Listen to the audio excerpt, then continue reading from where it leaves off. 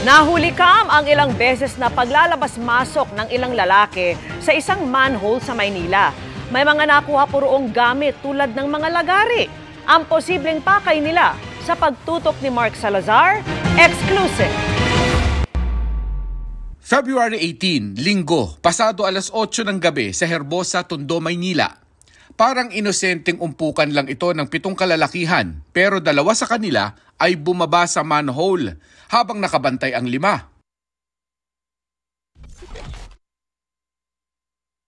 February 21, Miyerkules, mag-aalas 5 ng umaga, may 2 lalaki namang lumabas sa manhole. Sa kaparehong petsa, may kuha naman ng CCTV ng 4 na lalaki na sunod-sunod na lumabas sa manhole. Tinanong namin ang kapitan sa lugar, ano bang meron sa manhole na yan? Ano nga bang purpose? Ang thinking namin before, baka ito yung mga group na bubutas ng mga gumagawa ng mga tunnel. Yun ang una namin. Yung mga ganon, sa pawn shop, nag-alarm ng mga 12 a.m., nag-alarm na siya. Then 1 a.m. lumabas yung tao. Kaya lumalakas yung namin na baka nga iba yung intention nila o purpose dun sa pagpasok dun sa tunnel na yun, sa drainage na yun. Nung makita namin ang manhole, ang tanong paano nagkasya ang 4 na tao sa loob nito? Biruin mo, nasa 1 by 2 feet lang ang lagusan tapos nasa 2 feet lang ang lalim ng mismong kanal. Kasi yung drainage na yan, yung gitna niyan, malaki. Talagang, ang intindi ko, kaya mong tumayo eh. Merong ginawa na dyan drainage dati, makakatayo ka sa laki nung butas. Kita naman sa CCTV na nagkasya sila. Kaya ang sentro ng investigasyon ay kung termite gang nga ba sila. At ang kalapit na pawn shop na ito nga kaya ang target? Dahil wala namang nahuli sa mga bumaba sa manhole, ang naiwan nilang gamit sa imburnal ang nagbigay ng kaunting clue.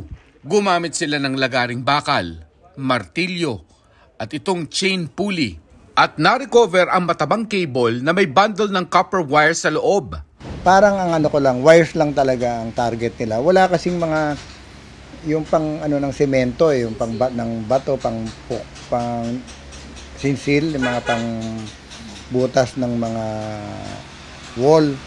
Ilang di pa lang kasi ang layo sa manhole ay ang lumang accessory box na ito ng telephone company na may gapang umano ng malalaking kable sa ilalim.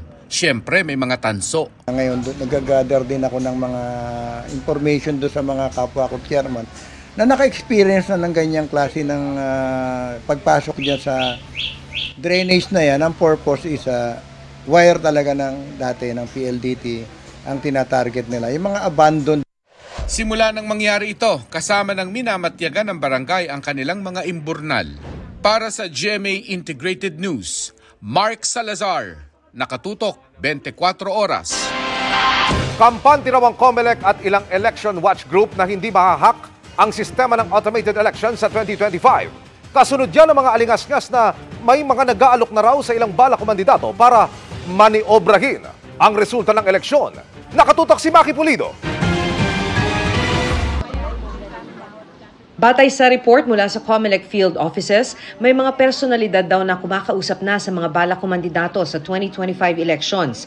Ang alok sa mga politiko kapalit ng malaking halaga, imamaniobra ang resulta ng automated elections para tiyak ang pagkapanalo nila. 100 million pesos ang singil sa mga kakandidatong governor, 70 million kung Congress at 50 million kung mayor. Kalat na raw ito sa Visayas at Mindanao at may ilang mga kaso na rito sa Luzon. At sinasabi kaya daw gawa ng paraan, may kausap sa atin daw pong provider. Sino pong provider na kausap nila? Wala pa naman tayo ina-award nung nakaraang linggo. At pagkatapos, may mga kausap daw dito sa COMELEC, sa Information and Technology Department. Paiimbestigahan na ito ng COMELEC sa NBI pero hindi na raw ito bago. Mula raw nang maging automated ang eleksyon noong 2010, may mga ganito na raw na alok sa mga politiko. At kahit ano pa raw ang sabihin, imposibleng ma-hack ang sistema ng COMELEC para mabago ang resulta ng eleksyon. Yung pong mga makina natin, hindi po kasi siya nakakabit sa kahit anong external whatsoever. Ito po ay independent and therefore gumagana ng sarili nang wala pong kabit o kable ng kahit na nanggagaling sa labas. So imposible po na ma-hack mismo yung ating makina. Mataas po ang end-to-end encryption natin at isa po yan sa dahilan kung bakit po tayo pumapasa sa international certification. Miro Systems ang nanalong bidder para sa 2025 midterm elections. Kampante naman daw ang ibang election watch groups tulad ng Lente sa pagkakapili sa Miro dahil naging transparent daw ang proseso. Kampante kami dito sa security, accessibility at efficiency ng Miro Systems. Kampante kami kasi meron pa ring safeguard dun sa proseso na in place. Pero sana, sabi ng NAMFREL, isa publiko ang mga dokumento kaugnay sa investigasyon ng COMELEC sa mga question sa performance ng makina ng Miro sa mga eleksyon sa ibang bansa.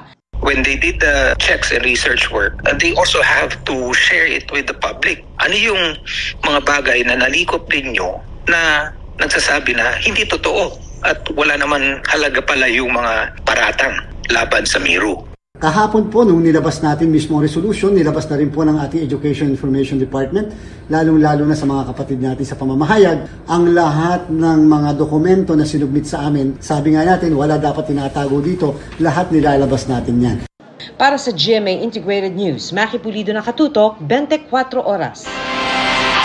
Good news sa mga mamimili pero sakit naman daw sa ulo ng mga magsasaka. Ang bagsak presyong sibuyas na ibinebenta online. Suspetya na isang grupo.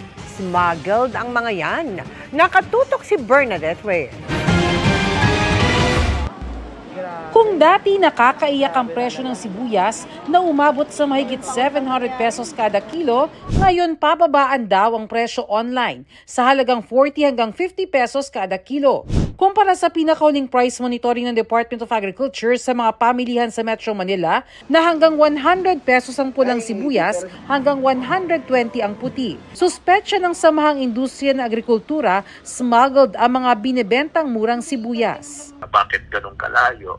Wala naman producing area dun sa area na yun. Bakit ganun kababa, di ba? Na in which yung importer hindi kaya yung ganun na presyo. Hindi kayang tapatan ng mga magsasaka ang presyo dahil ayon sa Board of Director ng magsasaka ng Barangay Vega, sa production cost pa lang ng sariling ani ng mga magsasaka, halos 30 pesos na ang farm gate price. Natatalo po kami sa bentahan sa market. Nagre-range lang sila ng 40 pesos hanggang 50 lang eh. Imported sa bukid pa lang. Marami pa po siyang expenses bago makarating sa retailer. Ayon sa Samahang Industriya ng Agrikultura, nasa 25 hanggang 28 pesos kada kilo ang farm gate price ngayon ng pulang sibuyas. Pero pangamba ng grupo, maaari pa itong bumagsak sa 10 hanggang 15 pesos kada kilo. Hindi pa ganun katindi yung harvest, continuous na bumabagsak.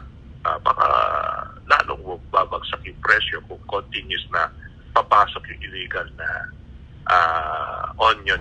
Naghain si Agri-Party List Representative Wilbert Lee ng resolusyon sa Kamara para maimbestigahan ng umano'y pagpasok ng smuggled na sibuyas. Ipapatawag po natin lahat yung mga concerned government agencies para po ito ay maimbestigahan. Sa DA, on the other hand, ano ba yung ginagawa natin para naman sa ating mga lokal na onion farmers. Sinusubukan pa namin kunin ang pahayag ng DA kaugnay nito. Para sa GMA Integrated News, Bernadette Reyes, nakatutok 24 oras.